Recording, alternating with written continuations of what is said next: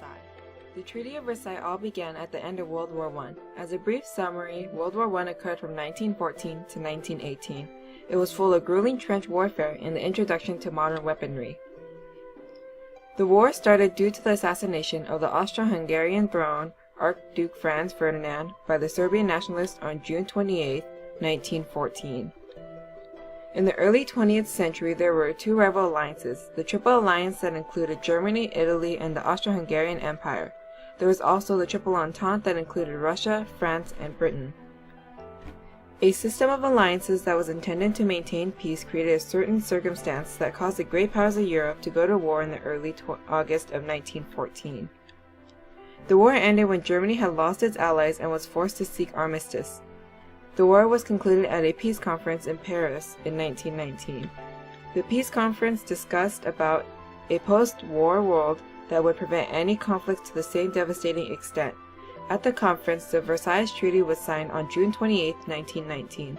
The treaty included 15 parts and 440 articles. What is the Treaty of Versailles? The Treaty of Versailles was what formally ended the war in 1919. In that treaty, Germany was the most affected. Germany had lost its colonial empire and 15% of its European territory.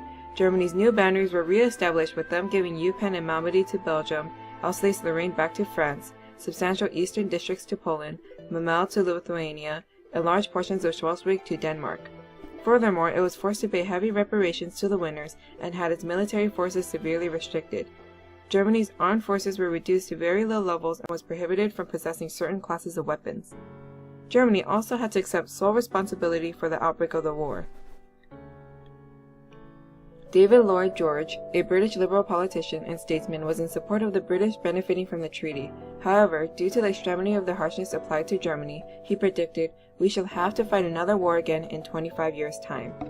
Georges Clemenceau, a French statesman who led the nation in the First World War, enjoyed the German suffering and gaining power for France. He even wished for the treaty to be harsher and expresses, "Finally, were there not, as today, Germans beaten but not crushed, ready by a rare blending of shameless trickery and pugnacity to aspire to hegemony." At the same time the treaty was being created, the League of Nations, decided by Woodrow Wilson, arose.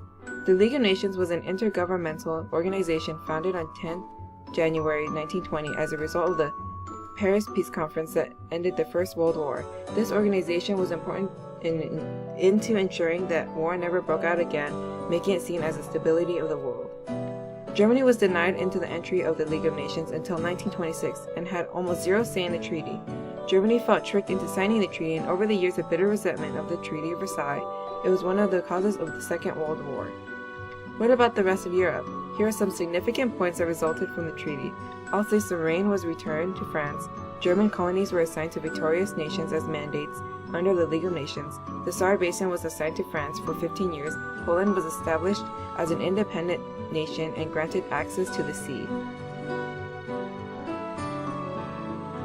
What was the result? Germany violated many disarmament provisions of the treaty during the 1920s, and Hitler denounced the treaty altogether in 1935. From March 1937 through March 1939, Hitler overturned the territorial provisions of the treaty.